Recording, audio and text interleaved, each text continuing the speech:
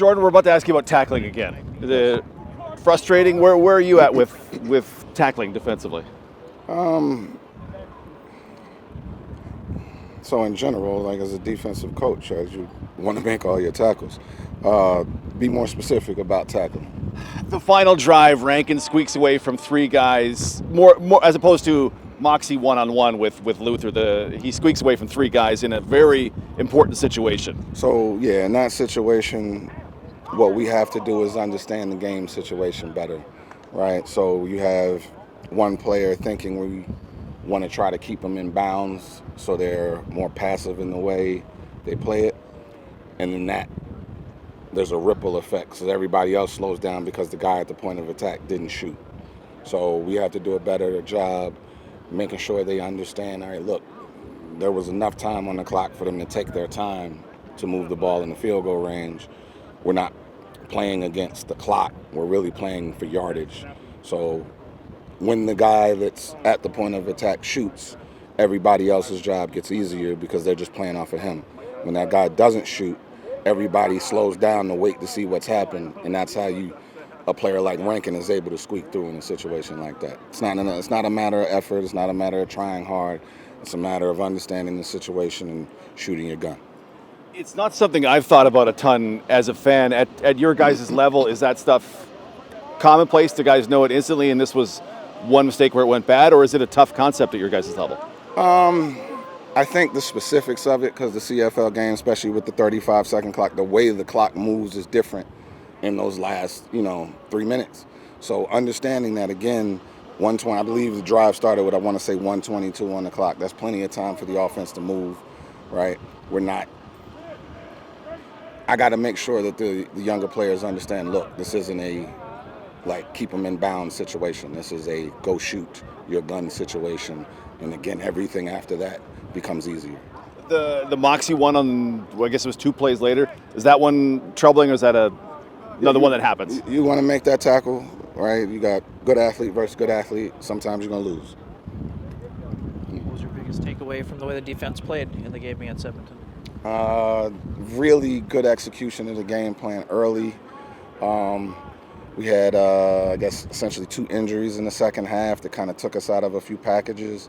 So, some other people got to play in different positions, and that's always tough. So it's that learning from those reps, so if that situation comes up again, we can play faster and just be better.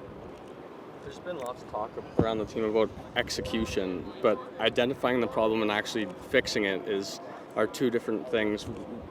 Kind of, where's your confidence in this team's ability to actually execute at a high level? So, yeah, you see a game like that and you see, all right, tale of 2 halves, right? It's not just about being able to execute, for a half. It's, okay, we did this.